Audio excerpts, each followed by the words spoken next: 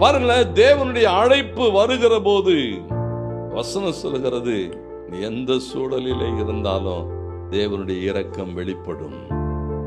அழைப்பு வருகிறது, பேர் சொல்லி அழைக்கிறார்னு சொன்னா தேவன் உன்மேலே அன்பாய் இருக்கிறார். நல்ல ஆரம்பத்திலே சொன்னேன், அவருடைய அழைப்பு வருகிறன்னு சொன்னா உன்னை அவ்வளவா நேசிக்கிறார், உன்னை அவ்வளவாய் தெரிந்திருக்கிறார். சொல்லுகிற போது சொல்லுகிறார், இரக்கம் வெளிப்படுகிறது மாத்திரமல்ல, அந்த கிருபை வெளிப்படுகிறது. சொல்லுகிறார், நித்திய கிருபையுடன் உனக்கு என்ன செய்வேன், இறங்குவேன். ஏன் சொன்னா, நான் உன்னை மீட்டு கொண்டு இருக்கிறேன், நான் உன்னை மீட்கும்படி என் ஜீவனை தந்திருக்கிறேன். ஆண்டவருக்கு மகிமை உண்டாட்டு. ஒவ்வொரு நாளும் ஒரு பெரிய விசுவாசத்தோடு கூட இருங்க. புதிய மாதத்திலே கர்த்தர் நமக்கு அப்படித்தான் வாக்கு கொடுத்திருக்கிறார்.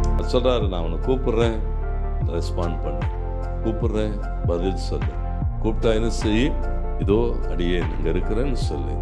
எலியாவேன்னு கூப்பிட்டார். சொன்னார், ஆண்டவரே, எந்த சூழலிலும் எந்த இடத்திலும் தேவனுடைய எதிர்பார்ப்பு என்னன்னா, யாக்கோபே நான் அழைத்திருக்கிற இஸ்ரவேலே, கொஞ்சம் கூப்பிடுகிற சத்தத்தை கவனி, சத்தத்துக்கு செவி கொடு.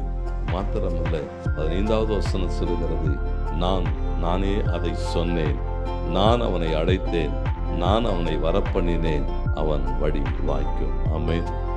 ஆண்டவர் பாருங்கள், அவர் தான் சொன்னார், நான் அவனை பேர் சொல்லி அழைத்திருக்கிறேன், நான் தான் உன்னை வரப்பண்ணினேன், நான் உன்னை நடத்துகிறேன், உன் வழி என்ன செய்யும், வாய்க்கும். கர்த்தருக்கு மகிமை உண்டாகட்டும்.